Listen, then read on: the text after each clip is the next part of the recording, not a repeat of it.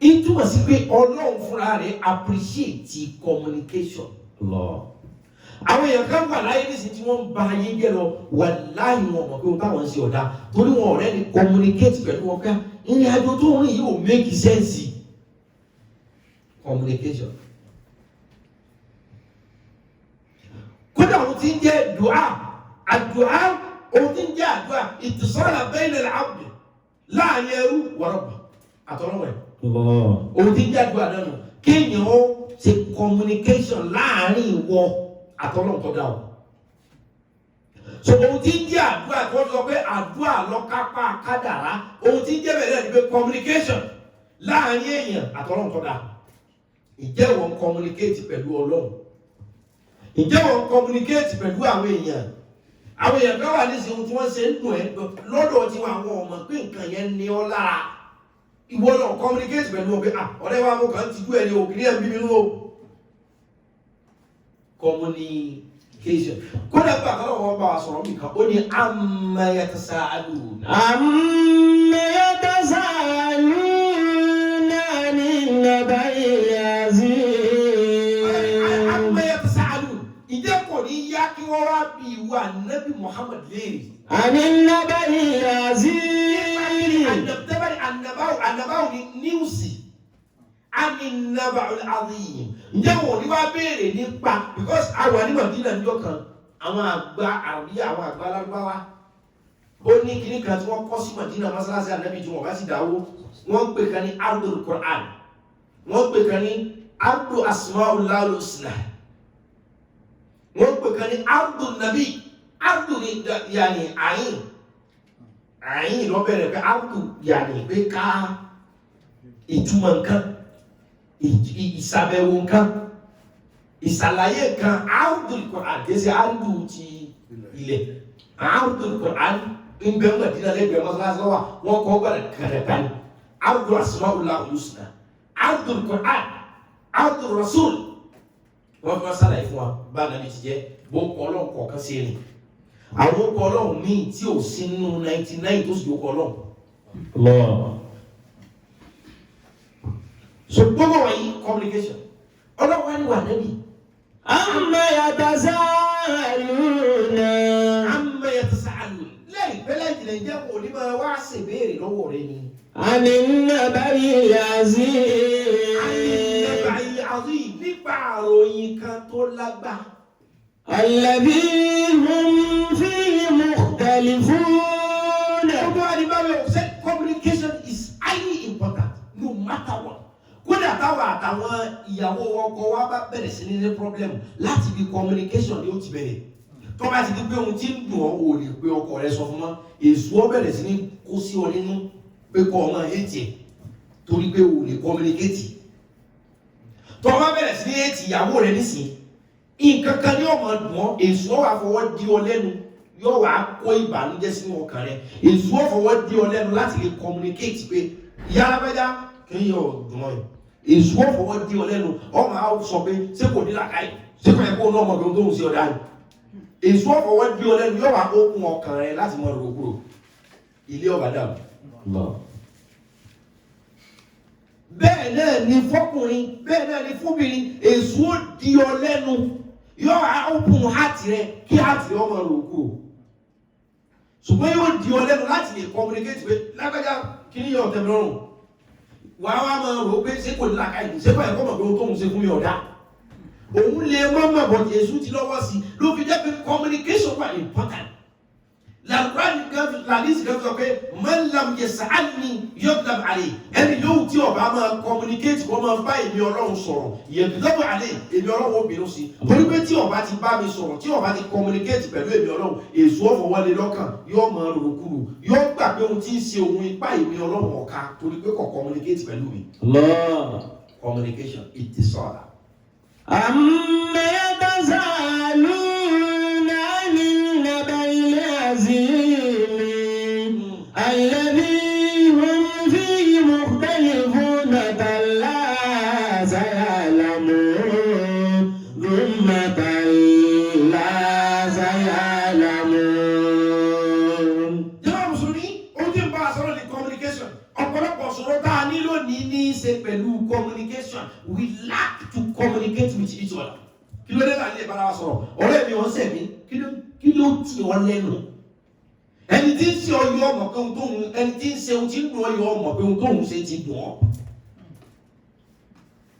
Ẹni tó dì mọ́nú yọ ọmọ pé òun ṣàṣìṣe kankan.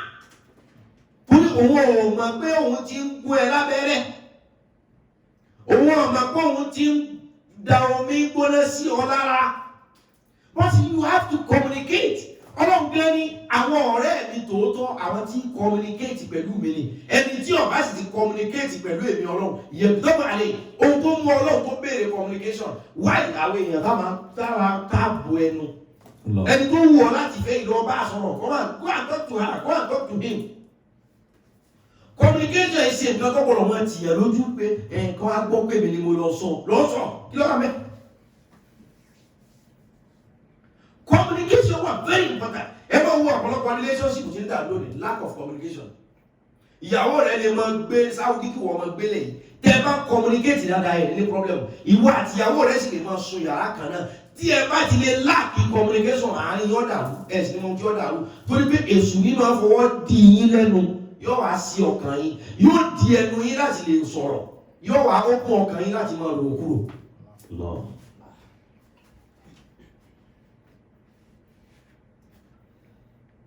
Kódà nígbà tọ́lọ̀ fẹ́ rán Musa ṣe àlàyé Ọlọ́run kọ́ communicate pẹ̀lú ènìyàn. Alayhi salatu wassalam. Innani anallah. Innani anallahu la ilaha illa ana fa'budni wa aqimi salata li zikri wa ana ad'uka fastami' lima yuha. Tẹ́ bá wo ìgbà tí Olúwa fẹ́ rán Musa ṣe ó ní Innani anallahu. Ó ní wọ́n Musa ohun tó ń gbọ́ yìí òun ni ohun èmi Ọlọ́run tí mo dá gbogbo nǹkan. La ilaha illa ana. La ilaha illa ana. Ó ní lẹ́yìn èmi Ọlọ́run tó ń gbọ́ ohun rẹ̀ yìí kò sẹ́lòmí. Ọlọ́run try láti communicate ni o. Ọlọ́run fẹ́ rán Musa ṣe ó mọ̀ pé tóun bẹ́ẹ̀ lack communication pẹ̀lú ẹ̀ kò ní gẹ̀ẹ́tì tó bẹ̀rẹ̀. Kí ló ti ọ lójú láti báyàwó rẹ̀ sọ̀rọ̀? Ìyá alábàjá kìíní ìlà àmọ́ ṣe nísìn kìíní ìlà àdé ṣe mọ́. Ẹ máa wo gbogbo ìbáṣepọ̀ tó bá ní í ṣe pẹ̀lú communication kò ní dàrú láyé. Kódà bí ìyá máa bá lè máa pe ìmáàmù pé ìmáàmù ẹja bá yín sọ̀rọ̀ mọ́sálásí ò ní dàrú. Gbogbo èyí táwa mùsùlùmí ń búra wa káàkiri lórí social media Facebook nǹkan àfáàkàn kú àfáàkàn pé àfáàkàn ló kọ tí ọ̀dà torí pa láàkì communication ni. Ohun tá a lè ṣe pẹ̀lú social media yàtọ̀ sí ká máa búra wa pọ̀. Ohun tá a lè rán nípa ẹ̀sìn Islam yàtọ̀ sí ṣéwù kan pé ṣéwù kan ló kọ tí ọ̀dà ọ̀pọ̀ gan but aláàkì communication. Ẹni tẹ́ ẹ̀ tí pè kẹ́ ẹ bá sọ̀rọ̀ kọ̀kọ̀ ẹ wá bọ́ ta gbangba lórí social media ẹ ń sọ̀rọ̀ sí ẹ ń bú ní. Ẹni tá a ní access láti jọ bára wa sọ̀rọ̀ one on one tàwa bọ́ sí tàbí dé yẹn táwọn ti mọ̀ wò wá àwa ní lágbájá là ń bá sọ̀rọ̀ ẹ bá sọ̀rọ̀ o ẹ ń bú ní o. So tẹ́lẹ̀ gbogbo problem ti ṣẹlẹ̀ lónìí lack of communication tó gbé akùnà láti ní ìtòsọ́nà bẹ́ẹ̀ nàná láti ní ìbánisọ̀rọ̀ láti communicate láàrin ara wa. Olúwa fẹ́ rán Musa níṣẹ́ ó bá rí pé ẹni tí mo fẹ́ ránṣẹ́ mo gbọ́dọ̀ jẹ́ ọmọ bí mo ti jẹ́. Innani anallahu. Olúwa lè ní Ọlọ́run ọba mi ń bá wọn Musa sọ̀rọ̀ èmi lọ́lọ́run. La ilaha illa ana. Kò sí ẹlòmíì lẹ́yìn mi. Ọlọ́run try láti communicate pẹ̀lú ẹ̀. Mi ló wá ní wọ́n ta pé irú mi ní wàá pe lábẹ́yà ní mo bá sọ̀rọ̀. Ìwọ lórí lábùkù kì í sábùkù. Orí mi fi òun ọ̀mọ̀ bóun ti rí ọfín. Ó rò wípé bóun ti ń ṣe pẹ̀lú àwọn ẹgbẹ́ òun náà nìwọ́ rí ìwọ lọ́wọ́ pé ohun bàbá fi jọmọ lọ kékeré kọ́. Tó bá ti ẹ̀yàn tẹ́ bá ti communicate pẹ̀lú ẹ̀ kò ní ṣàṣìṣe mọ́. Tí bá wá ń ṣàṣìṣe bá dàtẹ́ ní ìtìsọ́là máa hù. Lẹ́yìn tẹ́ ní communicate pẹ̀lú ẹ̀ tí bá wá ń ṣe àṣìṣe ó ti kúrò láṣìṣe ó ti di àmọ́ ọmọ ṣe.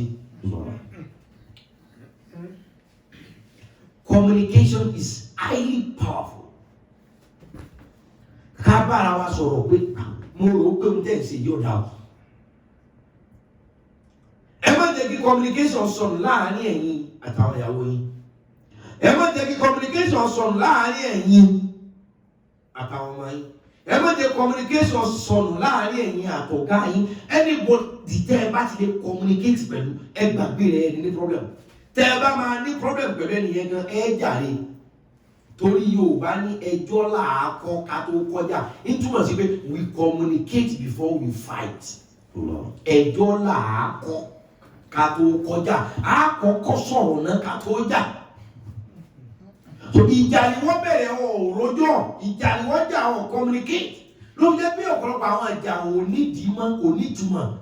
Ìjà lẹ́yìn náà máa yẹ ìbádẹ́ pé kí n tẹ́ kò ní ìkẹ́ bá fa àgbà tó lè tó wáyé ti pè é. Tẹ́lọ́tẹ̀ wá pè é tí ọ̀gbọ́n ẹ̀ lè jà.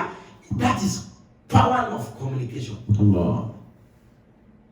Olúwa ni wọ́n Musa mo ní sẹ́ni mo fẹ́ rẹ̀. La ilaha illa ana fa'buduni wa aqimi ssalata li dhikri. Olúwa mo fẹ́ rẹ̀ oníṣẹ́ èmi lọ́lọ́ kò sẹ́lómi lẹ́yìn mi. Musa ni ọ̀dà àgbà tí ọ̀sẹ́lómi lẹ́yìn kí lẹ fẹ́ kẹ́mi ọmọ ṣe fún mi fa abudni mọ̀ sí mi ni. Wa aqimi ssalata li dhikri. Sina kírun gọmọ fi ṣe láti mi.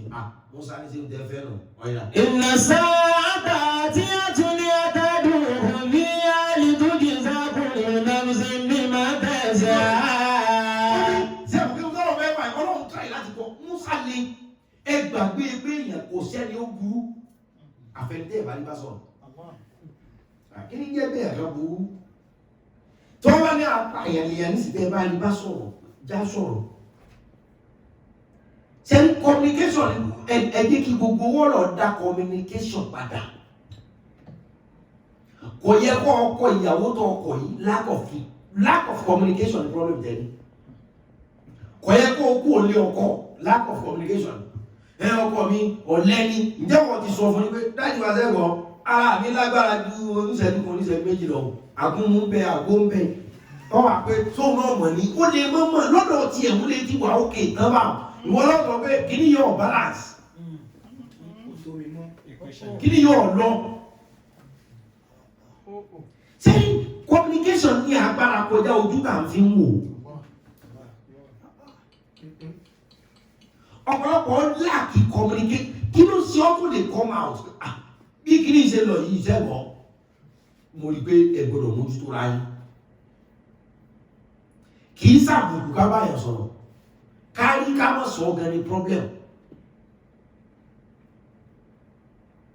Ló fi jẹ́ pé kẹ́ ẹni máa bí tí Ọlọ́run appreciate communication dé ó ní ègbé ní fẹ́ni tá a fi rántí ọ̀jẹ́.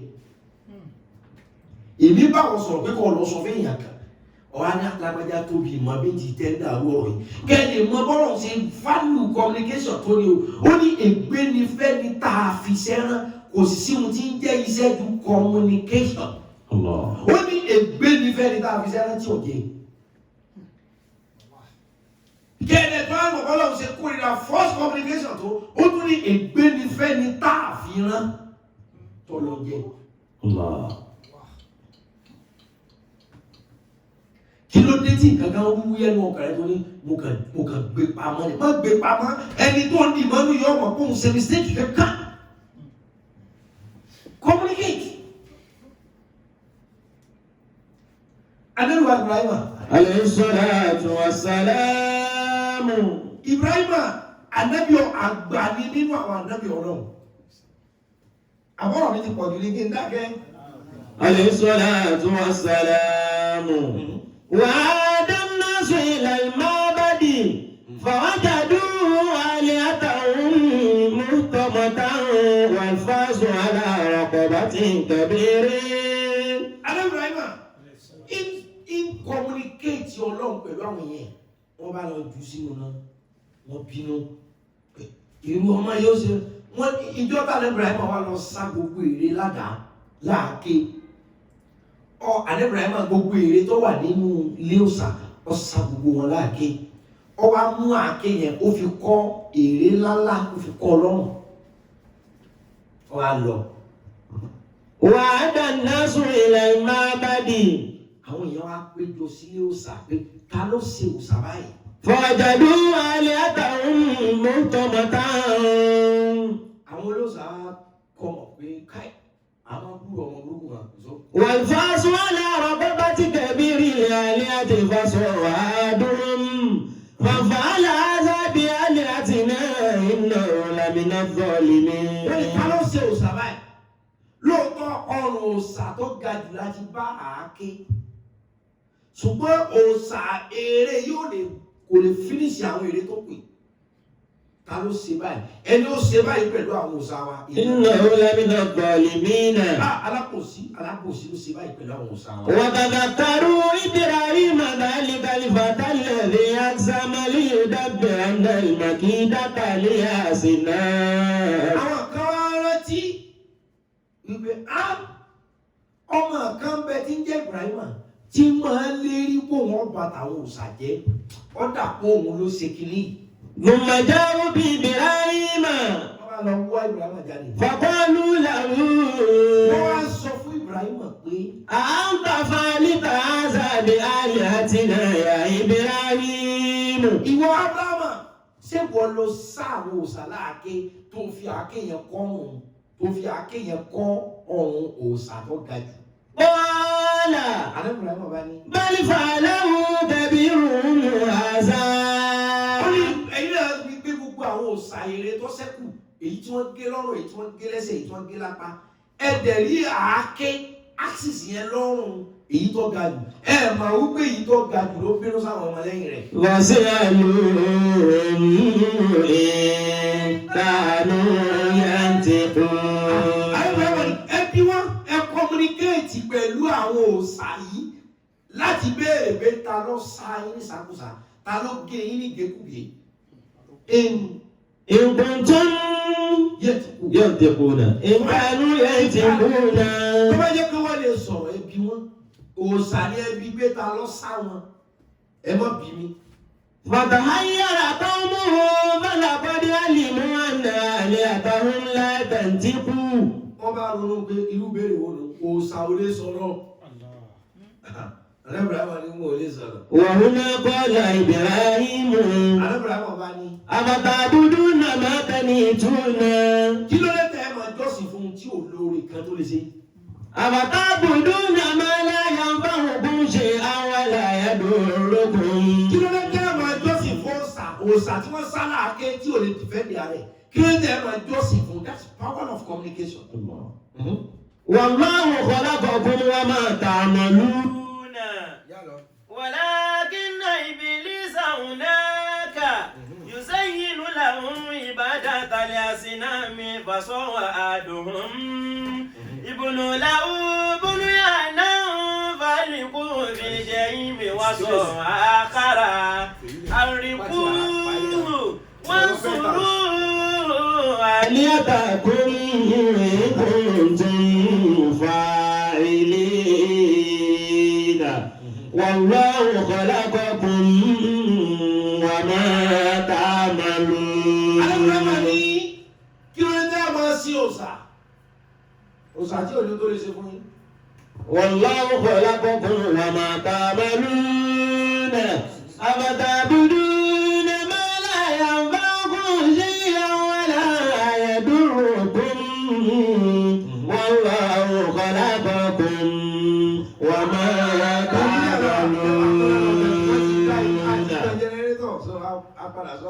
والله خلقكم وما تعملون.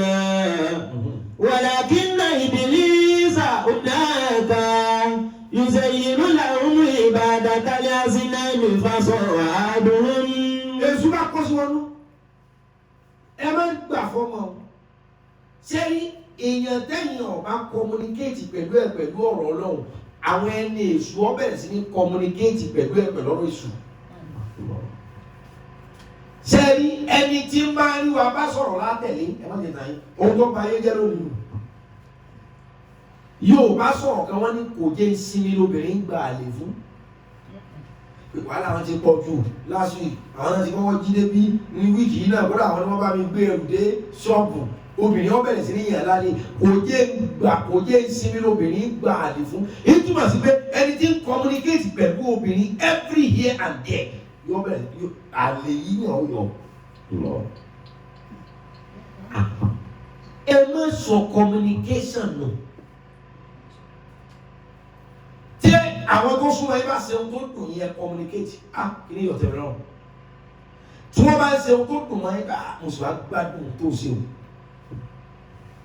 ṣùgbọ́n ṣe ẹ rí ayé lónìí kódà ìbálòpọ̀ ní í ṣe pẹ̀lú communication ẹ kó bẹ́ẹ̀ ọlọ́run dára fúnra wa ká máa ń ṣera wa bẹ́ẹ̀ o ó ní í ṣe pẹ̀lú ká máa communicate bí kiri ìdá ó kù díẹ̀ káàtó ó ti pọ̀ jù ó kéré jù fi kún tó ọba ti lè ṣe òun ní problem tí wọn náà bá lè communicate pé kí ni ọ̀tẹ̀ náà ṣe the power of communication ṣe ní ọ̀rọ̀ ọlọ́run tẹ́ ẹ̀ bá ti lè spread ẹ̀ sáwọn èèyàn létí ohun tí kì í ṣètò ọlọ́run ni wọ́n bẹ̀rẹ̀ sí ní rán àwọn kèfèrí wá sọ̀rọ̀ wọ́n ti sọ. wàkọ́lá dùnún ọbúnú ìlàwọ́ ọbúnú ya ní ọba ìlú òfìrìjẹ yìí mi wá sọ àkàrò. wọ́n bá ní wọ́n nítorí pé Ibrahim takò wá ṣe kúkú gbẹ́ kòtò ńláńlá kan kẹ́ dáná sí kẹ́ ju Ibrahim sínú ẹ̀. wọ́n sọ àkàrò. aláwọ̀ ọ̀tá rẹ̀ ń communicate pẹ̀lú ara wọn ni wọ́n sì dákẹ́. sẹ́ni táwọn èèyàn bá fẹ́ finish èèyàn nísìnyí tọ́ba náà kí o sọ.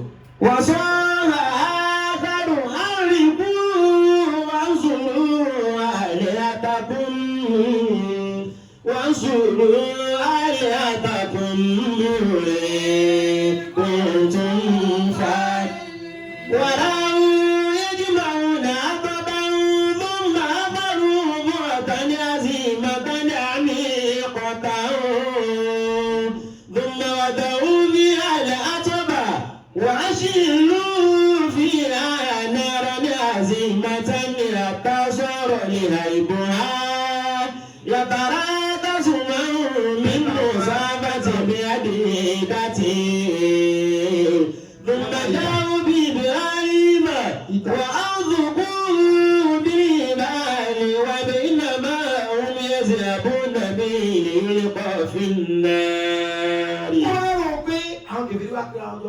ọmọ yìí ọmọ burúkú ló fẹ́ yá àní táwọn tí communication àwọn ọ̀tá rẹ bá ti lè strong ju tiẹ̀ lọ wàdá ìwọ̀n mọ̀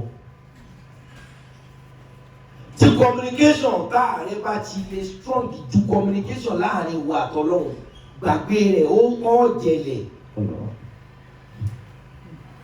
àní kí ni jẹ́ àdúà yẹ ìtìsọ́lá bayna al-abdi wa rabbih ohun tí ń jẹ́ àdúrà náà ni communication láàrin ẹrú àtọlọ́mọ ẹ̀.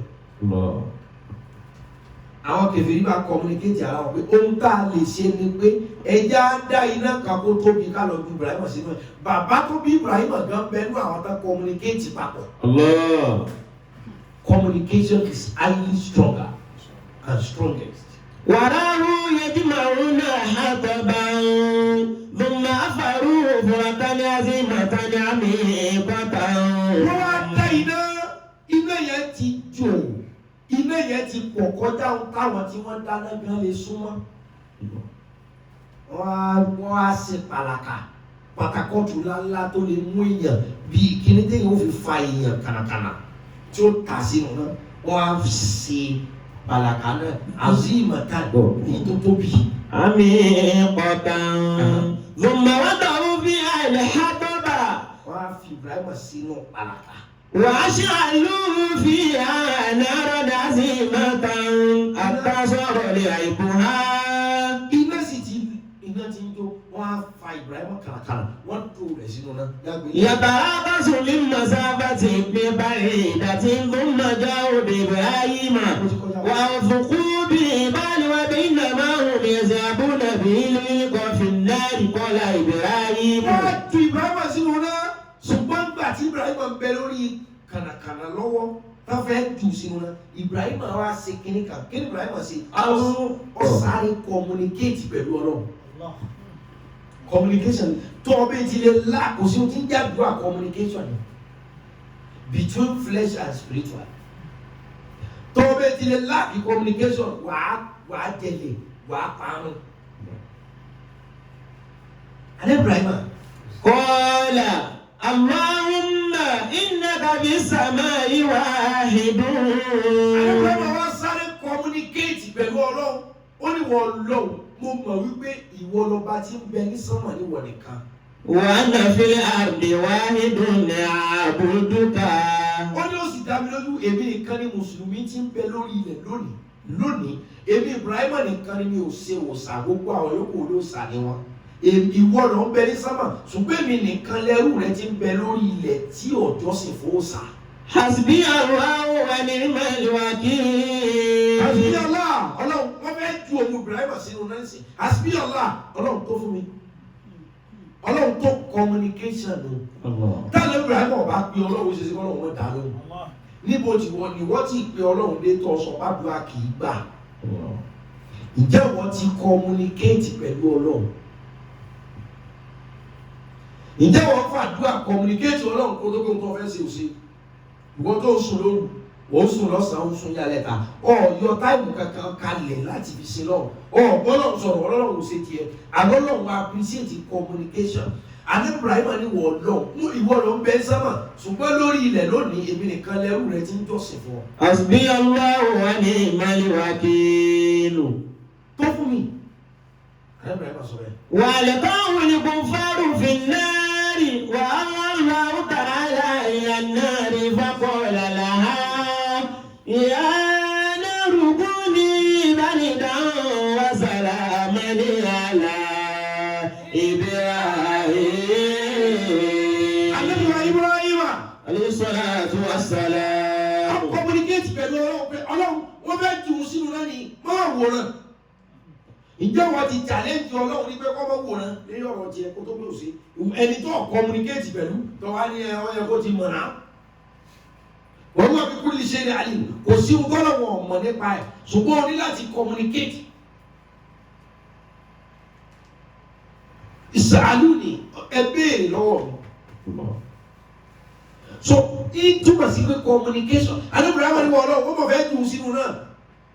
Mùsùlùmí ọmọ pé méjì lórí ilẹ̀ òun nìkan mọ̀ ní mọ́mọ̀ wòrán ẹ̀kan náà tó ju Ibrahim sórí sínú náà báyìí kúlìnà yà náà rù. Qulna ya naru kuni bardan wa salaman ala Ibrahim. Ó bá ní Ibrahim communicate pẹ̀lú mi èmi ọlọ́run náà wá communicate pẹ̀lú náà tí wọ́n fẹ́ ju Ibrahim sí. Qulna ya naru kuni bardan wa salaman ala Ibrahim. Sẹ́wọ̀n Ibrahim sọ pé wọ́n ọlọ́run wọ́n mọ̀ fẹ́ jù ú sínú náà mọ́mọ̀ wòrán communication power of communication gbàgbé ẹ̀ pé tí bóun ló fẹ́ mi ṣé kò yẹ kọ́mẹ̀tò rẹ̀ kọ́ ọmọ nìyẹn communicate pẹ̀lú rẹ̀ pé dáàdi wa ẹ̀ serious o mọ́mí wa ẹ̀ serious o ẹ̀yin ọmọ yìí ẹ̀ serious o yóò bá ní àgbàrá òjò ní kò wọ́n wọlé olé ní òní gbà fún power of communication ní jẹ́ bẹ́ẹ̀ èyí ń ṣe ohun tí ọ̀dà ohun tí communicate pẹ̀lú ẹ̀ pé ń tẹ̀sẹ̀ yọ̀ tẹ̀ lọ́rùn èyí ń tan gáàsì kalẹ̀ tó fi ń dáná ní kitchen wàá kàn débẹ̀ wàá pa tó bá tún di lọ́la ó tún tàn kalẹ̀ ó tún gbàgbé ẹ̀ wọ́n yóò padà dáná sunlé àfikún pépé lábẹ́jọ́ làbẹ́ eré yóò fẹ́ pé o ẹ̀ ń tan gáàsì kalẹ̀ ẹ̀ jọ lé náà communication nù. Wọ́n ju Ibrahim sínú náà Ibrahim ní wọ́n ọlọ́run mọ́mọ́ wọ̀ mìíràn ọlọ́run ọ̀bá Ibrahim sọ̀rọ̀ inú náà ni wọ́n fẹ́ ju Ibrahim sí ọlọ́run wá communicate pẹ̀lú náà ọlọ́run wá sọ pé kúlìnà yà náà. Qulna ya naru. Ó lè mi ọlọ́run mo wá bá iná sọ̀rọ̀ mo sọ pé ìwọ náà tí wọ́n fẹ́ ju Abraham sínú ẹ̀. Kuni bardan wa salaman ala Ibrahim. Ìwọ náà èmi ọlọ́run ni mo dá ọ pé kọ́ ọmọ gbóná ṣùgbọ́n lónìí ọ̀gbọ́dọ̀ gbóná má tutù wà salaman ala Ibrahim. Ibrahim tí wọ́n fẹ́ jù sínú rẹ̀ o bá mi accommodate ẹ̀kọ́ gbádùn nínú rẹ̀ ní iná ọ̀gbọ́dọ̀ jó. Wàrádù bí kéda fàjálìlà òmùlẹ̀ àkàsàrí. Ó ti jẹ́ communication nù. Èmi ọlọ́run communicate pẹ̀lú náà. Ọlọ́run ọ̀pá Ibrahim lọ́rọ̀. Ibrahim ti rí pé wọ́n fẹ́ jù ú sínú náà. Kò sí tọ́ka mi pẹ̀lú wọ. Ìwọ náà tí wọ́n fẹ́ jù ú sí ọlọ́run communicate pẹ̀lú ẹ̀. Ìwọ náà yìí mo mọ̀ pé gbígbóná mo lọ ṣùgbọ́n lónìí Abraham tó fẹ́ jù sínú rẹ̀ yọ kò gbọdọ̀ gbóná. Bábí accommodate ẹ̀jẹ̀ ó gbádùn. Ó sì ń ara Ibrahim. ohun tí ń jẹ́ power of communication. Gbogbo owó tó bá ti kú ẹnu ayé rẹ̀ ó kú. Ìwọ tó bá ti lè sọ bí ti ń ṣe ọ́ wọ́n lò ọmọ gbà. Ìwọ tó bá ti lè yanu sọ bó ti rí lọ́kàn rẹ̀ wọ́n jẹ́ ọmọ ayé. Àfi kó communicate. Àìmọye ìfẹ́ tó ti forí sánpọ́n torí pé ẹni tó nífẹ̀ẹ́ kò lè yanu.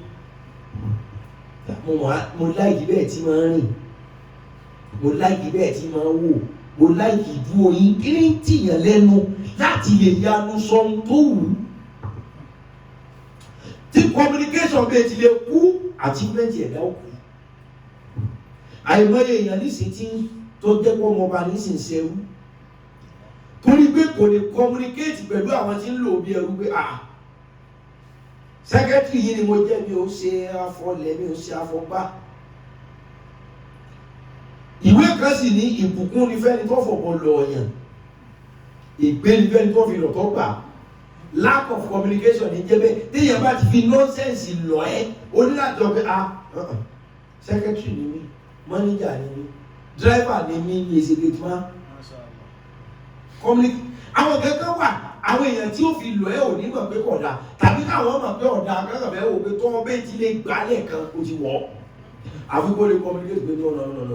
Tí n bá ṣe mo lè ṣe fún yín gẹ́gẹ́ bí ìyá, mo lè ṣe fún yín gẹ́gẹ́ bí ọ̀gá, ṣùgbọ́n kẹ́ capitalize lórí rẹ̀ no iṣẹ́ mi ò débẹ̀.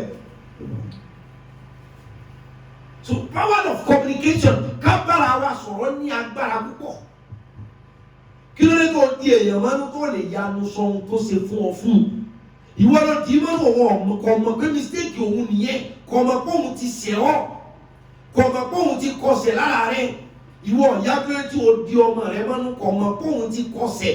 Communicate with him or her, bá sọ̀rọ̀. وانطفأت النار العزيمة وخرج إبراهيم منها سليما فلم يعترك منه سوى الجبال التي ربطوا بها ففرحت أمه. Wọ́n tún Ibrahim sínú náà. Kí ni ò jẹ́ náà tó Ibrahim ni pé Ibrahim ti sáré communicate pẹ̀lú Ọlọ́run tó lágbára lórí iná. Ọlọ́run tó lágbára lórí iná náà ti wá communicate pẹ̀lú náà. Má jó Ibrahim yìí o. Wọ́n wá ju Ibrahim sínú náà. Àlẹ́ Ibrahim wá lò 16 days nínú náà. Iná wọ́n wá jó. Wọ́n bí Abraham péjọ òun lọ gbádùn jù láyé. Ó níjọ́ tó ń lò nínú iná lọ́jọ́ tó ń fi gbádùn jù láyé. Òun gbádùn ara wọn gan.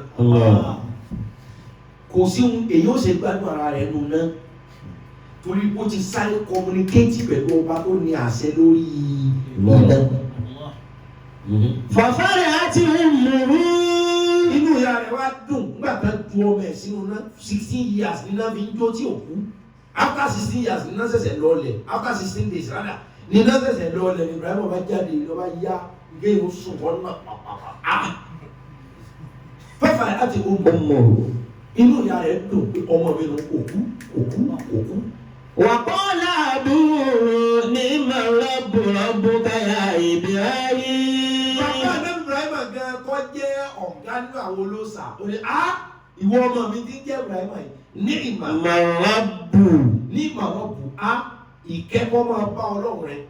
Rabbuka ya Ibrahim. Ìwọ Ibrahim èmi bàbá rẹ̀ ọ̀pọ̀ Ọlọ́run tó ń sin ṣùgbọ́n original Ọlọ́run lé.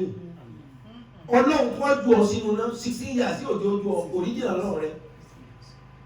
وسمع النمروز بالنار التي صارت بردا وسلاما على إبراهيم. Ọba Nàmúrúsù tó pàṣẹ pé kó ju Ibrahim sínú náà. Ó wá gbọ́ pé iná táwọn dá tó jò fún 16 years fún 16 days tí wọ́n fi ju Ibrahim sínú ẹ̀ Ibrahim ò jó náà. فبعث إليه. Ó wá gbọ́ pé ọmọ yẹn ọmọ ìjó náà wá ní kó lọ pè wá. وقال له من ربك يا إبراهيم. Àwọn ènìyàn Ibrahim wọ́n ju ọ sínú náà for 16 days ó sì jó náà. Máa rọ̀ búkà irú Ọlọ́run wo ló sì. قال ربي الذي يحيي ويميت. Èyí ń ṣàṣìṣe ẹ̀sọ́ fún ẹlẹ́ǹbàjà aláṣìṣe lẹ́yìn náà. Àní ẹ communicate with everybody. Lẹ́yìn ká communicate pẹ̀lú ara wa pé wèrè rẹ̀ yìí tí ó ti fẹ́ mọ wọjà ẹ̀sọ́ ẹni tó gbádùn tí ọba jẹ́ pé káàkiri communicate pé ẹni ń kọjá yìí o a gbọ́ pé ẹ̀ tí níyàwó ṣùgbọ́n ẹ̀yin nìkan àlè wá ó wà ó ti pọ̀ jù òun lè rò bóun ṣe ọ̀dọ́ ó láti pé kí ni yóò ayé ọ̀dọ́ bẹ́ẹ̀ o àwọn èèyàn kan wà nísìnyí tí wọ́n rin inú gbó lọ wà láì wọn ọ̀rẹ́ ni communicate pé kò rí bẹ́ẹ̀ láìpẹ́ òle tó yẹ ẹ̀ jẹ́ kí ẹ bí so sẹ́ni communication ní agbára ọba Nàmúrúsù gbọ́ pé Ibrahim òjò náà ọba ní kọ́ lọ pè wá. Mọ̀rọ̀ bá Ibrahim. Irú Ọlọ́run wo ni wọ́n ń sìn? Qala rabbi alladhi yuhyi wa yumitu. Ibrahim ní ọba tẹ́mi ń sìn òun lọ́ba tí pa tí sì yè òun lọ́ba tí pa ni tí yè ni. Wa qala Nàmúrúsù. Ọba Nàmúrúsù wa ní tó bá jẹ́ pé Ọlọ́run tó sìn ní pààyàn ní yéèyàn. Ana uhyi wa umitu. Èmi ọba Nímúrọ́dù Nàmúrúsù yìí náà èmi náà lè pààyàn ó sì lè yéèyàn. وجاء برجلين قد حكم عليهما بالموت وقال اقتلوا هذا. ẹ lọ mú yàn méjì wá ó wá ṣe ìdájọ́ láàrin àwọn méjì o ó ní wọ̀nyí ẹ lọ pa. واعفو عن هذا. ẹ dá lẹ̀ kókò lẹ́wọ̀n kọ́kọ́ lọ sórí pé mi kan lè pààyàn mo sì lè yéèyàn. وقال إبراهيم. alẹ́ Ibrahim ọ̀bàjà ó tún communicate ni. فإن الله يأتي بالشمس من المشرق فأتي بها من المغرب. Àkọ́ni alẹ́ Ibrahim ní Ọlọ́run tẹ̀mí ń sìn ó lè pa ó lè yè ẹ̀yin náà sì sọ pé ẹ lè pa ẹ lè yè ẹni kó mú ìyá méjì wá kó pa kan kó fi kan lẹ̀ ó lè try ṣùgbọ́n ṣe Ọlọ́run tẹ̀mí ń sìn. يأتي بالشمس من المشرق. Ọlọ́run tẹ̀mí ń sìn lóní kó òun ọmọ yọ níbi títí yọ. فأتي بها من المغرب. Tó bá jẹ́ pé iná tóbi ẹ sọ pé kó òun ọmọ yọ níbi títí yọ kó yọ níbi títí wọ̀. Kálímẹ̀ ni wọ́n lágbára jù láàrin ẹ̀yin àtọ́lọ́hùn mi. وأحس النمروز أن ملكه في خبره. Nàmúrúsù wá rí pé ọmọ yìí ọmọkọ́mọ ló fẹ́ yẹ. فما بإخراج إبراهيم من بابل هو ومن آمن معه. Ọba Nàmúrúsù wá rí pé ọmọ sẹ́wọ̀n pé tàkọ́kọ́ yẹn Nàmúrúsù rí fẹ́ẹ̀kì. Alẹ́ Ibrahim wá dúró pé ìwọ mú yàn méjì wá oníkọ́fẹ́ nìkan lè kọ́ pa kan oníwọ̀n náà lè pààyàn lè ṣèfù yàn ọ̀dà òun máa ń yọ láti bí ìwọ sọ pé kọ́ wọ̀ láti rẹ̀. Àwọn olùkọ́ bá rí pé ọmọ kọ́mọ lọ́mọ yìí. Ibrahim ọ̀bàjà ọ communicate. As-salatu was-salam. Yẹn ni kúbọ̀tì ìtìfọ̀lá àgbà the power of communication. Ọba ni nǹkan wà mẹ́rin pé Ibrahim yìí àti gbogbo ẹni wọ́n bá tẹ̀lé ní ọ̀fẹ́ rí wọn ẹ̀yẹ gbogbo lù yìí torí táwọn yìí bá sì wà lù yìí wọ́n dá wàhálà rẹ̀. Ìwọ ò tí ì jẹ́ threat fáwọn ọ̀tá rẹ̀ wọ́n á gbéra rẹ̀ lọ́kùnrin. O ò tí ì jẹ́ threat fáwọn tí ń bínú rẹ̀. O ò tí ì di ẹ̀fọ́ ní fáwọn ọ̀tá rẹ̀. O ò tí ì di inú rírun fáwọn tí ò láìkì rẹ̀ wọ́n á gbé ọkùnrin níbi ó yẹ lọ́kùnrin di problem fáwọn tí ń bọ̀ bínú kí wọ́n máa yọ kiri ọmọ fọ́ wọn now we are talking. O ò tí ì jábọ̀ kankan àwọn ọ̀tá rẹ̀ wá ń rẹ́rìn wọ́n á gbé ìgbà ló kù díẹ̀ ìjọ wo lè gbà ó tó pé àní ọjẹ́ ẹ̀fọ́ ní fáwọn tí ò láìkì rẹ̀ kí wọ́n wù ọ́ kó sì máa sunkún kí wọ́n má lè sọ ohun tí ń pa àwọn ẹlẹ́kún ṣùgbọ́n wọ́n ti mọ̀ pé yẹ nígbà tó lébi tí ọba mi ni mo fi bákàndì fọ́ etí ẹ̀. في أرض المالك أشبل أمامنا براء الرجل الصالح الذي عرف اسم الله الأعظم. Àdébí Kùránì ṣe lágbára nínú 114 chapters of Kùránì tani márùn-ún wà ń bẹ̀ tọ́lọ́ sọ pé kúlí lọ́ọ́ sọ. Lẹ́yìn mọ̀ pé Ọlọ́run appreciate power of communication. Nínú àyà àkọ́kọ́ tọ́lọ́ sọ pé kúlí lọ́ọ́ sọ. Go and talk. Go and communicate. Surah Al-Jinn.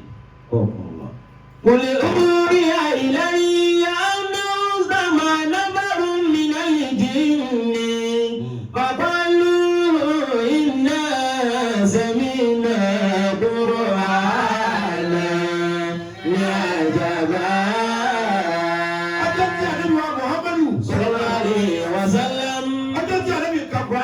àlìjẹ̀nú wá gbọ́ ànábì ka Kùránì fáwọn àlìjẹ̀nú àwọn àlìjẹ̀nú wá sọ pé. Qul uhiya ilayya. àwọn àlìjẹ̀nú tí wọ́n pè ó sí tó ń pé njọ́ tàbí ànábì kọjá òjíṣẹ́ yẹn ó sọ ṣiṣẹ́ bá àlìjẹ̀nú ó ṣiṣẹ́ ànábì wọn sì ń ka Kùránì àwọn àlìjẹ̀nú wá gbọ́. Qul uhiya ilayya annahu istama'a nafarun minal jinni. Ìjọ ń ṣe ọlọ́run ọkà Kùránì táwọn àlìjẹ̀nú ń gbọ́. Faqalu. Àwọn àlìjẹ̀nú máa ń sọ pé. Inna sami'na Qur'anan ajaba. Inna sami'na Qur'anan ajaba. Gbogbo àlìjẹ̀nú bá ní à ń gbọ́ kínní kan tí ń jẹ́ Kùránì. Ajaba ó sì wálé mọ́. Yahdi ila rushdi fa'amanna bihi wa lan nushrika bi rabbina ahada. Káàdébí bá dúró sáàrin àwa èèyàn nìkan ni kò ní tó yìí ṣùgbọ́n ó communicate pẹ̀lú gbogbo tọ́lọ̀ dá. Àwọn àlìjẹ̀nú ní káì à ń gbọ́ Kùránì ní Muhammad. Kùránì yìí o iṣẹ́ wo ní í ṣe? Yahdi ila rushdi. Ìmọ̀ tọ́ni sọ́nà. Fa'amanna bihi. Àwa gba Kùránì gbọ́. That is power of communication. Nínú àyà súrà 5 tọ́lọ̀ sọ pé kúlì lọ communicate. Súrà tó jí ni jẹ́ kan. Lẹ́yìn rẹ̀ súrà tó Kafiruna jẹ́ kan. Nínú chapter tọ́lọ̀ sọ pé lọ bá wọn sọ̀rọ̀ kúlì ya ayyuhal kafirun. Qul ya ayyuhal kafirun la a'budu ma ta'buduna wa la antum 'abiduna ma a'budu wa la ana 'abidun ma 'abadtum wa la antum 'abiduna ma a'budu lakum dinukum communication nìyẹn kódà àwọn èèyàn tẹ ní differences tẹ bá communicate ẹ ní problem kálukú ni ó mọ sáfù ẹ lakum dinukum waliyadin. communication. Allah. Qul a'udhu bi rabbil falaq. Nínú tó tún jẹ́ power of communication Suratul Ikhlas jẹ́ kan tọ́lọ̀ tó sọ pé lọ́sọ̀rọ̀. Qul huwa Allahu ahad. Wọ́n bèèrè pé ta lọ́lọ́run tó ní ká máa sìn. Olúwa wá ní wà nábì lọ communicate pẹ̀lú wọn wípé huwa Allahu ahad. èmi ọlọ́run tó sọ fún ọ pé kí wọ́n máa sìn huwa Allahu ahad èmi lọ bá a kan ṣoṣo. Allahu samad. Èmi lọ bá a jí ronú kan kò sọ́gbọ́n kọ́ ọ máa ronú kan mi bóyá pẹ̀lú ìdùnnú àbí pẹ̀lú ìbànújẹ́ ọ gbọ́dọ̀ máa ronú pé ọlọ́run ọba o. Lam yalid wa lam yulad. Communicate pẹ̀lú wọn pé mi tí ń jẹ́ ọlọ́run lam yalid wa lam yulad mi ò bímọ ẹnìkan ò bí mi. Wa lam yakun lahu kufuwan ahad. Kò sẹ́ni tá a lè fi wé mi. Communication ni láti lọ jẹ́ ká mọ̀ bọ́lọ̀ ṣe tó. Ohun tó tún jẹ́ communication nínú súrà tọ́lọ̀ sọ pé kúlì Suratul Falaq. Qul a'udhu bi rabbil falaq min sharri ma khalaq wa min sharri ghasiqin idha waqab wa min sharri naffafati fil 'uqad wa min sharri hasidin idha hasad. Communication náà ni ohun tí sọ fún al-ittisal. Tí ló bá ń bí ẹ communicate pẹ̀lú àwọn tí ló ń bí yín sí àwọn ẹni ẹ má mà pé ló ń bí ọ. Tó o bá ń jà communicate pé ọ̀sẹ̀ mi ò. Ṣé rí lack of communication is one of the biggest problems tá a nílò. A ní connectivity tó pọ̀ gan.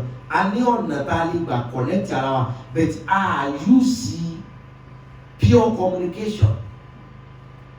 Òdìyàn mọ́nú ẹ̀sìn jọ ń jẹ́ òsì lè sọ fún òun lè mọ́mọ́ pé òun ṣe nǹkan tí wọ́n sọ kó dùn ẹ́ yẹn ó lè mọ́mọ́ ẹgbẹ́ mi ọkùnrin nínú súrà tọ́lọ́run tó sọ pé kúlì lọ sọ̀rọ̀ Suratul Nas. قل أعوذ برب الناس ملك الناس إله الناس من شر الوسواس الخناس الذي يوسوس في صدور الناس من الجنة والناس.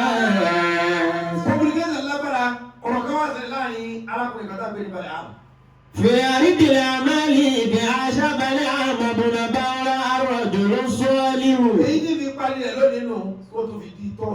الذي عرف اسم الله الأعظم الذي بدعي به أجاب.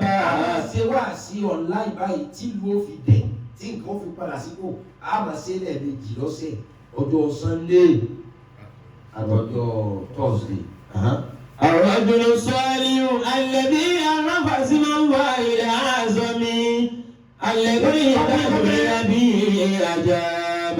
wọ́n lọ́kùnrin kan bẹ balẹ̀ áàmù ló kọ ẹ̀ jẹ́ balẹ̀ áàmù bàwùrà wọ́n ní ọkùnrin tá à ń sọ yìí ọmọ orúkọ téèyàn fi communicate pẹ̀lú Ọlọ́run. الذي بدعي به أجاب. tó bá fi pe Ọlọ́run tó bá pe Ọlọ́run lórúkọ Ọlọ́run jẹ́ àjábà lórí ìkankan Ọlọ́run dáhùn. وإذا سئل به أعطى. tó bá fi orúkọ tó bá pe Ọlọ́run lórúkọ Ọlọ́run jẹ́ láti fi béèrè kankan Ọlọ́run fún ní ìkan náà. فكان رجلا يحبه قومه. wọ́n ní ọkùnrin tá à ń pè ní balẹ̀ áàmù yìí àwọn èèyàn rẹ̀ láìkì ẹ̀ púpọ̀. ولكنه انعزل عنهم في صحراء بلاده. wọ́n ní ṣùgbọ́n balẹ̀ áàmù yìí kò gbé tòsí. يعيش في سماته بعيدا عن قومه وكفرهم. wọ́n ní ọkùnrin ní jẹ́ balẹ̀ áàmù yìí kò gbé tòsí kò gbé àárín ìlú. inú igbó lọ́lọ́ kọ́lé sí inú dẹ́sàtì lọ́lọ́ kọ́lé sí tí ń gbé bẹ̀. ولم يخطر ببال بلعام أن يدعو قومه يوما إلى الإيمان وختار العزلة على دعوة الناس إلى الإيمان بالله الوحيد الأحد. وقد علم العماليق أن جيلا جديدا من قوم موسى قد خرج مجاهدا في سبيل الله ليس فيه صفة الجبن التي كانت في من قبلهم يبعثون عن الموت في سبيل الله ليبلغوا الجنة. فعلموا أنه لا بد من الحيلة والخداع في حربهم ضد بني إسرائيل. وقال شيطان من شياطينهم ما علينا إلا أن نذهب إلى بلعام نطلب منه أن يدعو الله عليهم ليعزموا وهو مستجاب الدعوة. كلما انقطع المطر عنا ذهبنا إليه فدعا الله فنزل المطر فلنذهب إليه يدعو الله عليهم. وقال الحاكم فكرة طيبة لنذهب إليه. وقم الله. ọkùnrin tó ń pè ní balẹ̀ áàmù yìí ọmọ orúkọ Ọlọ́run ti jẹ́ tó yẹ kó wọ́n bá fi pe Ọlọ́run Ọlọ́run ó ṣe ohun tó bá fẹ́ ọmọ bẹ́ẹ̀ yẹn ti communicate pẹ̀lú Ọlọ́run. ولم يخطر ببال بلعام أن يدعو قومه يوما إلى الإيمان. bí máa ń pe àwọn èèyàn rẹ̀ pé kí wọ́n á ṣe tọ́lọ̀. وقال العزلة على دعوة الناس إلى الإيمان بالله الواحد الأحد. وقد علم العماليق أن جيلا جديدا من قوم موسى. àwọn èèyàn rẹ̀ tí wọ́n mọ̀ pé àwọn àmàlíkù àwọn jáyàntì àwọn bíi Gòláyà wọ́n fẹ́ wọnú Kúdùsì wọ́n fẹ́ wọ Jerúsálẹ́mù wọ́n fẹ́ wọ Palestine níjọ́ náà tí wọ́n ń tẹ̀lé Musa bọ̀ wá láti Egypt wọn wá fẹ́ kó wọ bẹ̀. فعلموا أنه لا بد من الحيلة والخداع في حربهم ضد بني إسرائيل. فقال شيطان لشياطينهم ما علينا إلا أن نذهب إلى بلعام. Èṣù communicate pẹ̀lú wọn pé ẹ̀yin aráàlú yìí tẹ́ ẹ fẹ́ kí Musa tẹ́ ẹ fẹ́ kó kó àwọn Ísírẹ́lì padà délé yìí. máa ìrìnà ilà nàzí àbàlá bàlámà. ìkẹyọ kan náà lẹ ṣe ẹ lọ bá Bàláámù tó mú ọkọ tọ́lọ́hún jẹ. nàtìlúbù mi ní wọ̀nyẹ́ bí wọ́n àlẹ́ lè àzàmú. ẹ lọ pé Bàláámù kọ́ bá yín pé Ọlọ́run ló kọ́ tọ́lọ́hún jẹ kọ́lọ́wọ́ bá yín confuse Musa àti Yúṣáù àti Haruna tí wọ́n ń kó àwọn Ísírẹ́lì bọ̀ láti Íjíbítì kọ́lọ́wọ́ bá yín dà wọ́n lérí. fọwọ́ mustajabu da'wati. ẹ mọ̀ wípé Bàláámù yìí kò sí ohun téèyàn gbé lọ́dọ̀ rẹ̀ tó bọ́lọ́hún sọ tọ́lọ́hún kì í gbọ́ communication náà àní wọ́n ń plan lórí rẹ̀ wọ́n ń communicate tààrà bí wọ́n sì bá tiẹ̀ jẹ́ ìwọ́dẹ̀ sùn. ìwọ ò communicate pẹ̀lú àfa ò communicate pẹ̀lú pásítọ̀ ò communicate pẹ̀lú àwọn òbí rẹ̀ pé alájà ẹ̀ mọ̀ dákẹ́ alájà ẹ̀ máa gbàdúrà wa ìwọ ò communicate ọkàn sẹ́nu gbọ̀ngbọ̀n ojú òkú kalẹ̀ àwọn kan náà plan pé afa kí ló gbọ́ pa ẹ̀ wọ́n á jókòó gbé Ọlọ́run ló ṣe ní báyìí wọ́n finish rẹ̀ wọ́n ní Bàláámù mọ́ ọkọ̀ tọ́lọ́hún jẹ́ ẹ lọ bá Bàláámù kó pe Ọlọ́run lórúkọ tọ́lọ́hún jẹ́ kọ́lọ́hún bínú sáwọn tó rán níṣẹ́ you can imagine. Allahu akbar. ṣé Ọlọ́run sì níyì ẹni ọba kẹ́kọ̀ọ́ sẹ́ni tọ́lọ́hún yìí gbọ́ tiẹ̀.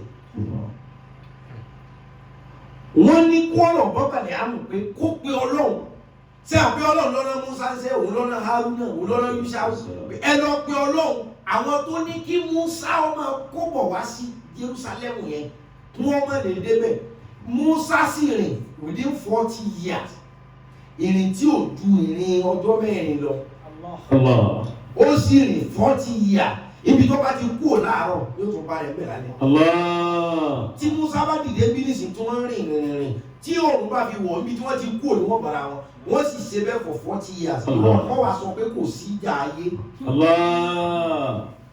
ìwọ̀n kan wá sọ pé kò sí àwọn kan tí wọ́n lè dàyàn lọ́nà wípé wọ́n lè gbé kéèyàn kẹsẹ̀ bẹ́sẹ̀ téèyàn kẹsẹ̀ bọ́sẹ̀ níṣẹ́ tí ó ṣubú.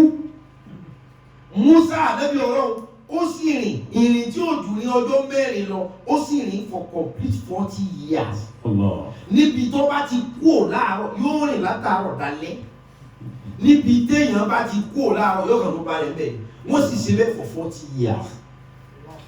ìwọ èyíṣà ànábì ọ̀nà òbí ọ̀nà ológbò ìwọ àgbẹ̀wò sí kẹ́lẹ́kẹ́ lè ṣe pé wọ́n ṣe bẹ́ẹ̀ wá àní wọ́n ṣe bẹ́ẹ̀ fún Musa. ìwọ ni kò communicate pẹ̀lú Ọlọ́run pé ẹlẹ́dàá mi mo gbàbọ̀dì ẹlẹ́dàá mi mo sùn mo communicate pẹ̀lú ẹ Ọlọ́run tó ṣẹ̀dá mi mo communicate pẹ̀lú rẹ ẹni ọba ro èròkèrò bí ọjà lé lórí ìwọ communicate pẹ̀lú Ọlọ́run ọ̀tá communicate pẹ̀lú afẹ́fẹ́ wọ́n communicate pẹ̀lú àlùjànnú wọ́n communicate pẹ̀lú àwọn ẹ̀mí oríṣiríṣi ọ̀tá rẹ fẹ́ bàjẹ́ ẹjẹ́ ó ní akọ́dá ayé ẹjọ́ ó mu àṣẹ̀dá ayé ẹjọ́ ó mu ìwọ ò sì pé akọ́dá ayé tí jọ́lọ́ kọ́ ní àṣẹ̀dá tí jọ́lọ́ ìwọ á pé Ọlọ́run rí mi wọ́n finish ẹ̀ dànù. You have to communicate with your Lord, with your Creator. If you lack the communication, you will slump and die miserably. tó o bá ti lè communicate pẹ̀lú Ọlọ́run ó kú bá já ti kú tòun tó gbóró. ó kú bá gbé láti kú tòun ti gbẹ̀gbẹ̀ lọ́rùn tòun ti bọ̀rọ̀ lọ́rùn ẹ̀. wọ́n ní kí àwọn ohun tá a lè ṣe ni pé a fẹ́ kí Musa ó débí a sì mọ̀ wípé ẹnìkan mọ orúkọ tọ́lọ́hún ń jẹ́ wọ́n mọ̀ pé Ọlọ́run ló rán Musa o òun ló rán Haruna òun ló rán Yúṣáù o wọn ṣùgbọ́n nìkan bẹ tó mọ orúkọ tọ́lọ́hún jẹ́ ẹja lọ bá kó pe Ọlọ́run tó rán Musa kó sọ pé kí Musa ọmọ lè débi. bàbá mú jẹ̀mí àrùn líle bọ́ọ̀lì Balaam fi súnmọ́ àti. gbogbo wọn bá dìde wọn lọ bá Balaam níbi abúlé tí ń gbé. wà lálejò níbi ilẹ̀ áfárì kánà àkìmúlẹ̀ àmàlíkì wà kọ́ àdì bọ́dì wọ̀sọ̀ lórí ìlàsùnmọ̀ àti bàbá ọmọ ìléyìn bàbá lu iná játàná ìléyìn ká àǹtẹ̀bí wà lábẹ́ ìṣèbáni ìṣe àyè. wọ́n lọ Balaam bùkátà kan la gbé wa bọ̀ inna hajatana ilayka bùkátà kan la gbé wá sọ́dọ̀ rẹ lónìí. an tad'uwa ala jayshi bani a isra'ila. fẹ́ kó o lo agbára tá a mọ̀ kọ́lọ́run ló fún ọ kó o fi convince àwọn tọ́lọ́run ní kó máa bọ̀ lẹ́yìn ẹ máa wò iṣẹ́ wọ́n ní a fẹ́ kó o lo agbára tọ́lọ́run fún ọ kó o fi si àwọn tọ́lọ́run rán níṣẹ́ pé kó máa bọ̀ wálẹ̀ kó o fi si wọ́n lọ́nà fún wọn lè délẹ̀ a fẹ́ kó o lo agbára tọ́lọ́run fún ọ lórí iṣẹ́ Ọlọ́run. Faqala balẹ̀ àwọn bá sọ̀rọ̀. kayfa dhalika. ó ní kí ló dé tí mo fẹ́ ṣeun kí ló dé tẹ́ ẹ rò pé mi ni kí n ṣe nǹkan tẹ́ ẹ fẹ́ yìí. inna qa'idahum nabiyyun. ó ní ànábì Ọlọ́run ló lídìí wọn. wan nabiyyu zu sha'nin ma'alla. ó ní sẹ́ẹ̀sì rí àwọn prophet ọ̀rẹ́ Ọlọ́run ni wọ́n ò ṣe é fọlọ́run bá jà. wala amliku an ad'u alayhim. èmi ò ní agbára láti pe Ọlọ́run pé kó daṣẹ́ ara rẹ̀ rú. Faqalu àwọn ohun tí ń jẹ́ communication nù àwọn tó gbéṣẹ́ lọ wọ́n bá kàjọ ẹ̀. satad'u alayhim wa nu'tika al-mala al-wafira. a mọ̀ pé ipá rẹ̀ káàkiri ọ̀fẹ́ ṣe ni ohun tí ń jẹ́ communication nù ẹ gbàgbé bẹ́ẹ̀ kì í ṣe èèyàn bí tí àwọn ẹni bí tí wọ́n bá communicate pẹ̀lú rẹ̀ nísìnyí ó sì rí iṣẹ́ bí níṣẹ́ rẹ̀ power of communication tí àwọn tí wọ́n ń gbéṣẹ́ bá communicate pẹ̀lú ẹ̀ pé kí ló wà ń bẹ́ẹ̀ wòyà tó fi jẹra rẹ̀ ó yẹ kó lè sọ ìjáàbù yìí nù wo beauty tó bò mọ́lẹ̀ ọmọ fáyìn ìwọ́n tó yẹ kó kó ilé ìsíta ọwọ́ ń da kì máa ń borí ìwọ́n lọ ọmọ fájú ara rẹ̀ tí wọ́n bá communicate pẹ̀lú ọmọ mùsùlùmí tí ń borí tí ọba múra yóò gbà tiwọn. Power of communication lẹ́ẹ̀fí gbọ́dọ̀ fi àwọn ọmọ yín àtàwọn alájọṣe yín ẹ mọ̀ communicate kódà kó jẹ́ ọ̀rọ̀ sọkúsọ ọ̀tẹ̀ tí ó gbọ́. Balẹ̀ àmú ní mi ò lè sàsí wọn Ọlọ́run ànábì Ọlọ́run bẹ̀rẹ̀ àwọn ipá ò lè ká o. Àwọn èèyàn wá rí i pé àmọ̀ kó o lè ṣe wọ́n á communicate pẹ̀lú ẹ. wa nu'tika al-mala al-wafira. Wọ́n ní tọ́lọ́ bá ṣe kiri yu'tika al-mala al-wafira. Àfọ̀ lówó àgbọ̀dọ̀ tó bá fọ̀ lówó nìkan owó tá a máa ná fọ́tò rẹ̀ láyà sí. Tó o bá lè ṣe ṣẹ̀pẹ̀ power of communication wọ́n fẹ́ confuse ẹ̀. Kò sí ẹni tẹ́yìn ò lè confuse ẹ̀ bá bá sọ̀rọ̀.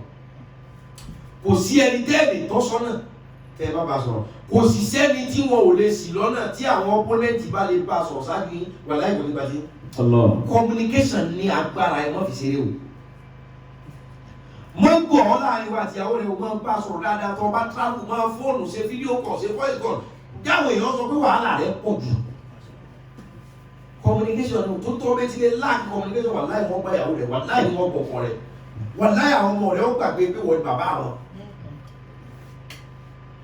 Àní kò jẹ́ ìsinmi obìnrin gbàlè fún ẹni tí máa ń communicate pẹ̀lú ẹ̀ dáadáa rẹpẹtẹ àwọn obìnrin wà tí wọ́n ń yàlè kò sí nǹkan tó jẹ́ wọ́n yàlè ní pé bàbá wèrè tọ̀hún kọ́ fẹ́ ṣe sí náà ó fún ní time ó fún ní communication yóò ti mẹ́sẹ̀jì ẹ̀ láàárọ̀ yóò mẹ́sẹ̀jì ẹ̀ lálẹ́ wọ́n ní mẹ́sẹ̀jì yóò sẹ́ndì ẹ̀ sí communication lágbára tó wọ́n bẹ́ẹ̀ ti lè flop ń bẹ̀ wà láàyè nǹkan tó jẹ́ tiẹ̀ ń gbé fẹ́ lómi. wọ́n á ó ṣe dànù wọ́n á sún ẹ̀ wọ́n á rọ̀ wọ́n á rún ẹ̀ gbó sọ́dà sáì wọ́n máa kàrí mọ́nú owó ní problem kankan ju pé lack of communication. tó o bá ti lè gbọ́ wà láì wọ́n bá ìyàwó rẹ̀ ìgbé mo sọ ẹ̀ fún wọ́n gbọ́ ọmọ rẹ̀ bàbá wọ́n gbàṣẹ́ rẹ̀ wà láì wọ́n gbàṣẹ́ rẹ̀ wọ́n gbọ́ bẹ́ẹ̀ lórí. o ní láti máa communicate ó sùn máa bẹ́ẹ̀kì ó bá tó bọ́ bá ó ń sọ pé communicate lè fi wọ́n lọ pé wàhálà rẹ̀ pọ̀ ọlọ́mọ pé ọ̀fẹ́ yóò bá ní ohun tá a bá lè mójú kò fún àmójútó. Nǹkan tá a bá lè mójú kúrò ń bẹ̀ àmójútó. Nǹkan tó lè yọ lọ then you have to take very caution. You have to be very vigilant. Wọ́n á ní balẹ̀ àmọ́. nu'tika al-mala al-wafira. Communication is the key. Ẹ máa gbogbo ìbáṣe pátá tí a bẹ ti lè lack communication relationship yẹn máa wó. Kí ni jẹ́ mọ́ mi ò like mi dáàdi mi ò like mi because ẹ lack communication ni. ìyàwó mi ò trust me because you lack the spirit of communication ẹ láti máa sọ̀rọ̀ gbàgbà ká lọ bí sẹ́lẹ̀ òní nìkan ṣẹlẹ̀ tí ọba ti sí yẹn bẹ̀ mọ́ problem adé wọ́n ní wọ́n bàlẹ̀ àmú tọ́ ọba yẹn lè bá wa pé orúkọ Ọlọ́run fún ọ láti bá sí Ọlọ́run jẹ́ ìwọ láyà síbi owó tá a mọ̀ ẹ́ ná. wàtẹ̀kùnù sọ ibàṣà ní fínà. ọ̀rọ̀ tó bá ìwọ ọ̀jẹ̀ ọba láàrin wa ọ̀jẹ̀ olórí àfihàn ṣe pírẹ́sẹ̀ntì. nàṣùmọ́wò kẹ̀lìmọ́tàkà. nàṣùmọ́wò kẹ̀lìmọ́tàkà ń tọ́ ọba sọ láàmú gbọ́. wọn náà ń bí ra àyàkà. ohun tó ọba sì fẹ́ láàmú sí. ìnáná lánàá pa àmọ̀ràndó nẹ́gàbà àdàbálíkà. wọ́n ní kí ọba ilé lu agbára kọ́nà fún ọ. tó ọba ti sọ̀rọ̀ kò sẹ́ni tí ó sọ̀rọ̀ tó ọba yìí tó sọ̀rọ̀ tán kò sẹ́ni tí ó sọ̀rọ̀ lẹ́yìn rẹ̀ ọ̀rọ̀ rẹ̀ láwọn gbọ́. sàtẹ̀fíìrò rájúlù láwọn òfin dáwọ́lá tí náà yà bàlá. a sọ ẹ́ dẹni ṣáájú nínú olúwa ìwọ ni a sọ ẹ́ di number 1 ṣe àbí wọ́n communicate kò sẹ́ni tí ò lè ṣiṣẹ́ tí àwọn tó bá fẹ́ kéèyàn ó ṣiṣẹ́ ní sinmi á communicate pẹ̀lú yàn wàláhì èèyàn bẹ̀rẹ̀ fún àná èèyàn bẹ̀rẹ̀ olè jíjà èèyàn bẹ̀rẹ̀ àlè yíyàn tán bá kọmu tán gbé súnmọ́ tán kàjọ lẹ̀ tán kánsẹ́lì ẹ̀ tán communicate pẹ̀lú ìròrí wọn tó dúdú yẹn ìmọ̀ọ́mọ̀ bẹ̀rẹ̀ sí ní di malians nísìn malians ìmọ̀ọ́mọ̀ di malians tàbá pẹ̀lú dreadlock yóò gbé sórí ní ìjọba àbáyé ṣe gbà ní ẹja ayé òun náà kọ́ àwọn kan tí wọ́n ti kó fún un tó bẹ́ẹ̀ ti lè gọ́ wàláì tí àwọn tí ò yẹ kọ́ communicate pẹ̀lú ẹ̀bẹ̀ lè gbà wájú forget it you are gone. فنصب العام إليهم وقد وسوس الشيطان له. wọ́n ní gbogbo nǹkan tí wọ́n ti sọ fún yìí èṣù kan kó sínú mo lè ṣe náà power of communication nù èṣù kan kó sí bàjẹ́ àmúlò lọ́wọ́ àbẹ̀ mo ní kí ni ẹ̀ tí bá ti sáré fún àti Musa àti Yusawo mo ní gẹ́ẹ̀tì ọ̀nà mọ́. وزين له ما قد قالوا فطمع في الحياة الدنيا ونسي ما ينتظر عند الله من الجنة. wọ́n ní gbogbo ọ̀rọ̀ tí wọ́n báwọn yẹn ṣe communicate pẹ̀lú ẹ̀hún ọkàn jẹ́ ó gbàgbé wípé ọ̀run bẹ̀rẹ̀ yẹn ayé ọkàn gbà ìròyìn rẹ̀ kàn fúyẹ́ ni pé òun lẹ́yà sí owó wọn bẹ́ẹ̀ ni òun lò wọ́n jọba wọn bẹ́ẹ̀ ni ọ̀rọ̀ tó ń bá sọ kò ní sẹ́ni tí ó yẹ wọn bẹ́ẹ̀ ni ọlọ́ni ọkọ̀ Musa náà. wọ́n aṣọ ọ̀pọ̀ ìmọ̀rú. wọ́n fírísì wọn fún fírísì kò sí ohun tó dí òun náà máa pé ohun tó ń fẹ́ ṣe yẹn ọ̀dà but wọ́n ti communicate pẹ̀lú ẹ̀ wọ́n ti counsel yẹ wọ́n ti advertise product wọn fún un so kò sí ohun tó lè ṣe ó ti wọ̀ ọ́ tí wọn náà bá ti communicate pẹ̀lú nǹkan tó dáa táwọn tí ò yẹ kọ́ gbọ́ bá ti lè communicate pẹ̀lú rẹ̀ gbàgbé rẹ̀ èyí ó bẹ̀rẹ̀ sí ní ṣe rán náà. وغلب عليه شيطانه فضل وأضل. wọ́n ti finger brain yẹn wọ́n èṣù kan kó sínú ni òun náà kan wọ́n tí wọ́n bá gbà láàfin bá ń da owó ẹrú. وباع الآخرة واشتري الدنيا. ó ti jẹ́ power of communication yẹn o bàlẹ́ àwọn bá gbàgbé pé ọ̀run bẹ ọ̀tá ó fi ayé gbàgbà ju ọ̀run. ووافق على ما طلبوه ثم ركب إمارة له وصارنا ومعتصر بني إسرائيل. ọba ní ẹ̀fọ́ balẹ̀ títọ̀ tún la ẹ dúró communication. kódà bó fẹ́ yàlẹ̀ ọ́ communicate dáadáa bó fẹ́ sẹ̀sì ọ́ communicate dáadáa kódà tó o bá fẹ́ jà tó o fẹ́ jẹ̀bi ọ́ communicate pé ó sì wí o òun ni o bá fi sọ wípé ẹjọ́ là á kọ́ kàtà tó kọjá kí ni jẹ́ ẹjọ́ communication ní Yorùbá ẹjọ́ là á kọ́ you communicate first before you fight ẹjọ́ là á kọ́ kàtà tó kọjá sọ̀rọ̀ pé wọ́n ti lack communication ọ̀ communicate pẹ̀lú àwọn ẹbí rẹ̀ wọ́n á gbé mi ò get bí àwọn mi ṣe ṣe mọ́ because communicate ọ̀gá yìí ṣe báyìí gbà kan ìwọ lọ́ọ́ ẹ kó o bí pé yes sir yìí ṣe báyìí tẹ́lẹ̀ wà ní tinú ẹ̀ ní ṣe wáwọ́ rí àjọ máa sọ́ra wa ó ní ìdí àti sọ́ra yín kankan just communicate. Bàlẹ́ àwọn bá rí pé òun ọ̀sà kan ọba gbé ẹṣin ọba gbé ràkúnmí rẹ̀ pé ó sì ní orí òkè tí wọ́n ti máa orí òkè ní gbígbàdúrà rẹ̀ wà. Ìyẹn Bàlẹ́ àwọn bàwọ́rá gbogbo agbára tí wọ́n ló ní ó lórí òkè kan tó bá ti lè dórí òkè yẹn orí hill orí mountain tó bá ti lè pé ọlọ́run lórí òkè àdúgbò pẹ̀lẹ́ kan náà orí òkè yẹn ní máa lọ nígbà tí wọ́n ti wá kàjó rẹ̀. ولكن إذا بالإمارة لا تسير بل ثبتت في مكانها. ọba gbé ràkúnmí rẹ̀ bóyá ìsọlẹ́rẹ́ òkè. بل ثبتت في مكانها فضربها بعصاه. wọ́n nígbà tí bàlẹ́ àwọn gun ràkúnmí kẹ́sí pé kí ràkúnmí ó mú ṣe ẹni tí ń gun kámẹ́ nìṣó bí kí ọmọ gun ẹṣin wọ́n máa já kẹ̀bí sáré wọ́n ní ràkúnmí rẹ̀ òkú lójú kan. فضربها بعصاه. فضربها بعصاه ọba mú kùmọ̀ tó mú lọ́wọ́ ọba là á mọ́ ràkúnmí gbà. حتى قامت وسارت. ẹ̀ka àgbà tó la kùmọ̀ mọ́ ràkúnmí bá dìde pẹ̀lú ìnira. ولم يكن سواها إلا قليلا حتى عادت لتكف مكانها. ràkúnmí ò dìde tí ẹ̀kọ́ yẹ kí bàlẹ́ àwọn òtí wọn ní sáàlì communication ìgbà míì kìí ṣe gbogbo communication ní máa wá pẹ̀lú ẹnu. ó ti gẹ́ẹ̀tì pé mo fẹ́ jáde ara mi ń gbọ̀n wọ́n àpárá yìí communicate fún mi pé kí n má jáde. a fẹ́ lọ bì kan ṣùgbọ́n mo feel somehow communication náà ni pé kò sọ̀rọ̀ níbẹ̀. ràkúnmí ìbàlẹ̀ àwọn òdìdè ọ̀hà nínú ẹni kùmọ̀ ràkúnmí wá dìde ràkúnmí rìn fún ṣẹ́jú díẹ̀ ó bá dúró. بل وقدته مرته في الأرض فضربها ضربا أشد من المرة الأولى. ràkúnmí ti kú lọ ràkúnmí bá kúnlẹ̀ kan náà bá ràkúnmí dúró ọba kúnlẹ̀ ràkúnmí ọlọ́mọ ràkúnmí láìda ọba tó jẹ ní gbogbo mọ̀rẹ́tẹ̀lì. من الأولى. ó jẹ ní gbogbo àṣẹ ó jẹ ní kùmọ̀ náà ní líle kankan.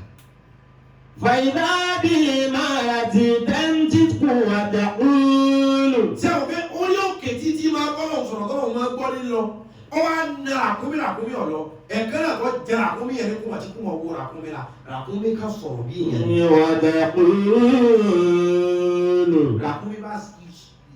ràkúnmí bá yanu sọ̀rọ̀ bí èèyàn. يا بلعام. ó ní ọba ìwọ olówó orí mi ìwọ tó ní ní tó ọmọ ń gùn mí. أين تذهب؟ ayé tẹ̀sán níbo lọ lọ ọ̀nà ọ̀dá lónìí. إن الملائكة أمامي. ó ní ilé màláíkà amami ó ní kí ni èmi ràkúnmí lọ́yẹ́ pé kó tó dọ́dọ̀ mi mo ti gbé ọ ọ yẹ kó ronú wípé mi ò mú fún inna màláíkà amami. ó ní àwọn màláíkà ló dúró wájú mi yìí. تردني وتعيدني. àwọn màláíkà yẹn lé mi padà pé ìgbọ́dọ̀ lọ kí n padà náà ni òjé lọ àwọn màláíkà lé mi pé ìgbọ́dọ̀ lọ bí tó ní kí n máa lọ. ولا تسمح لي بالسير. أتذهب إلى نبي الله يوشع. ó ní àwọn màláíkà sọ fún mi wípé wọ olówó orí mi ìhun tó ibi tá à ń lọ ni pé à ń lọ bá nàbí ànábì Ọlọ́run Yúṣàù tí Músà kó àwọn Ísírẹ́lì yìí lọ́wọ́ ibẹ̀ là ń lọ afẹ́ lọ sàsí wọn. وتدعو على قوم المؤمنين لن يكون هذا لك أبدا.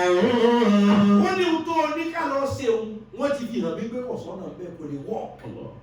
ولكنه تعامى عن آيات الله وعن هذه الإمارة التي نطقت وضربها ضربا شديدا فالماء. ràkúnmí sọ pé méjà lọ bí tá a lọ yìí wọ́n sọ fún mi gbọ́dọ̀ dà o. ṣé o pé ọ yẹ kí bàlẹ́ àbọ̀ kọ́kọ́ ni pé ràkúnmí yanu sọ̀rọ̀ bí èèyàn ṣùgbọ́n communication tàkọ́kọ́ táwọn kèfèrí ti kó sí lórí pé ìwọ láyà síbi owó tá a mọ̀ ná ìwọ ló di pírẹsidẹ́ǹtì ìwọ ló di apàṣẹ wàá. وضربها ضربا شديدا. kí ni yẹn sì ń gbóná láàrin gbogbo ìdí ràkúnmí wí wọn ò tí ì wọlé rí ọkàn tó da gbóngbóngbó ràkúnmí ni wáì فالمال قد أجراه وهو يريد الرفعة في قومه. Àkúnmí ò lọ́pṣà mọ́, ọ̀sán pétọ́, ọ parẹ́ náà ni. Àkúnmí máa ń rù lọ ibi tí ó ti sórí kú. حتى وصل إلى جبل يسمى سبانا. Títí tí àkúnmí fi gbedé lókè kan tó ń pe òkè náà ní Usibana. Orí òkè tí balẹ̀ àmọ̀ tí máa pe Ọlọ́run tọ́lọ́run tí máa gbọ́ ni wọ́n ń pè ní Usibana. Àwọn èèyàn kan wà tí wọ́n bá ń yàgbẹ́ lọ́wọ́ nísìnyí tí wọ́n bá pe Ọlọ́run bẹ̀rẹ̀ Ọlọ́run sí ilé yàgbẹ́.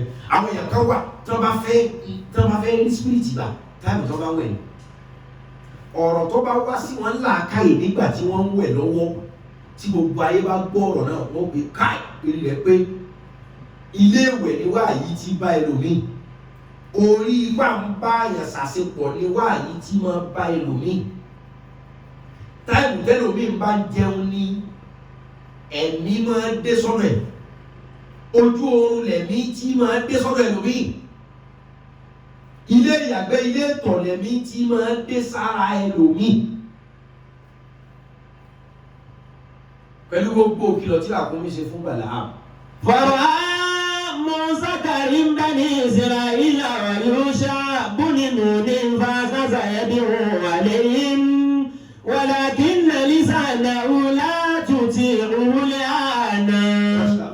فإذا جاء ليدعو على يوشع Ọba dórí òkè, ọba bẹ̀rẹ̀ sí ní pé orúkọ Ọlọ́run tó mọ̀. وبني إسرائيل انقلب لسانه فدعا على قومه وعلى نفسه. Wọ́n yà kọ́nà kọ́rẹ́ bí kí ọ̀rẹ́ pọ̀lọ́pọ̀ yà là. Ohun rẹ̀ bá àlá. Kò rí pé ṣé ọ̀pọ̀ yẹ kí ìyẹn ó tó níwáàsí. Ṣùgbọ́n ó tún ronú pé èmi ni wọ́n mọ̀ ìyà sí ibi owó. Communication ni jẹ́ bẹ́ẹ̀ wù. Tó bá communicate pẹ̀lú ẹ̀ dáadáa pé wọ́n lọ gbé orí bàbá rẹ̀ wá, yóò ti gé tán kó tó mọ̀ pé ohun tó ń ṣe ọ̀dà. Power of communication. Ẹ má fẹ́ àwọn ìyàwó ilé, ẹ má fẹ́ àwọn ọkọ ilé, ẹ jẹ́ wọ́n pè é láláṣẹ jù, ẹ má communicate. Nǹkan tẹ́ ẹ mọ̀ nípa ẹ má communicate dáadáa. Torí tẹ́ ẹ bẹ́ẹ̀ ti lè lack communication, nǹkan tó jẹ́ tí yín ó di tẹ̀lé mi. Kódà Ọlọ́run tá à ń sìn, ó ní odò ó ní. أستجيب لكم. Ó ní ẹ pè mí, kí ni jẹ́ pípé communication. Ó ní ẹ pè mí kí n dá yóò. Bàláàmù fẹ́ bí pé orúkọ Ọlọ́run kò bá náà ní kò kí ni wọ́n wá tí àwọn bọ́ yẹ kí ni ó gbé, ṣùgbọ́n ẹni tí ọba tẹ́ kò ní gbọ́ kó mẹ́ o. انقلب لسانه فدعا على قومه وعلى نفسه